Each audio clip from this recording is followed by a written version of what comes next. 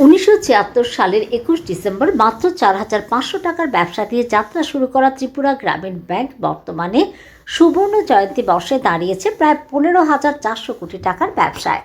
শুরুতে আগরতলা, বিশ্রামগঞ্জ, বিশালগড় ও জোলাইবাড়িতে 4টি প্রতিষ্ঠাতা শাখা নিয়ে পথ চলা শুরু হয়েছিল ব্যাংকের, যার লক্ষ্য ছিল গ্রামীণ কৃষক, কারিগর ও সমাজের দুর্বল অংশকে ব্যাংকিং পরিষেবা প্রদান।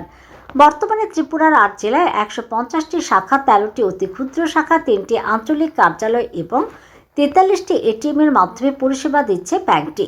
শনিবার প্রজ্ঞা ভবনে আয়োজিত এক সাংবাদিক সম্মেলনে ব্যাংকের চেয়ারম্যান সত্যেন্দ্র সিং জানান, 2025-26 অর্থ বছরে ব্যাংকের মোট ব্যবসা বেড়ে দাঁড়িয়েছে 15,422 কোটি টাকা, যা আগের অর্থ বছরে ছিল 14,065 কোটি।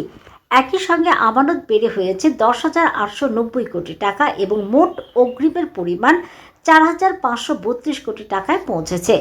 তিনি জানান, 2024-25 অর্থ বছরে যেখানে ব্যাংকের নেট মুনাফা ছিল 104.90 কোটি টাকা, সেখানে 2025-26 অর্থ বছরে তা বেড়ে দাঁড়িয়েছে 184.84 কোটি টাকায়।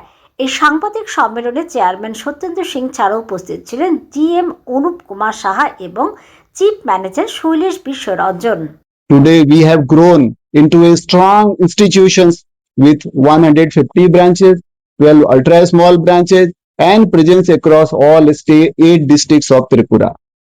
From a modest business of 4.52 lakh in 1976, we have achieved a total business of over 15,422 crore in the year 2026, reflecting our consistent growth and commitment to financial inclusion.